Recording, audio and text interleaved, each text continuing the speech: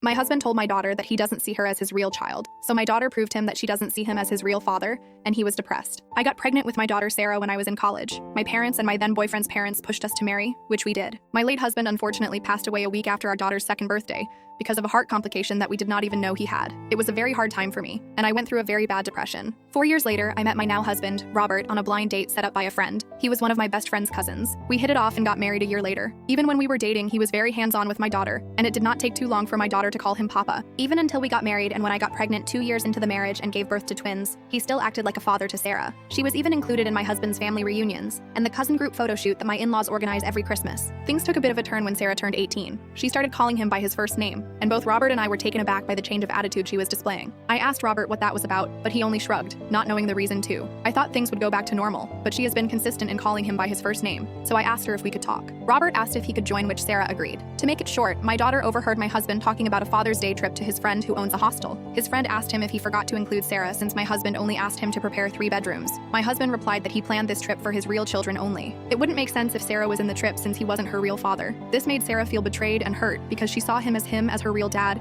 even if she knew he was her stepdad. My husband tried to explain to her that though he loves her as a father, his love for the twins were different since they were his real children. I wanted to just shut him up because he was overusing the word real, but Sarah told us to leave her room. What made that day even more depressing was that this day was her last week with us before she leaves the country for college. Since then, every time she comes home, Sarah acts like nothing happened, but continues to call Robert by his first name. Robert didn't want to add fuel to the fire and just tolerated it. And now, few years since then, my daughter announced her engagement to her longtime boyfriend. We were very happy for her, as they have been dating since they were still college freshmen. 2 weeks before their wedding, we were wondering who would be walking Sarah down the aisle. I assumed it would be Robert since I thought we have moved past that incident. But no. My daughter scoffed at me when I told her about Robert walking her down the aisle. She said, "I thought it was obvious that Uncle Greg, my late husband's brother, would be the one to do that. Besides, I'm not his real daughter. It wouldn't make sense if he walked me down the aisle." I did not talk back. Instead, apologized for my ignorance and told her that I'll speak with Robert about it, since he also assumed he'd be the one to walk her down the aisle. When I told him what Sarah said, he was pissed. But I politely reminded him of the incident years ago, which made him even more upset. He said that it was long time ago and that Sarah should move on. I, who was offended for my daughter,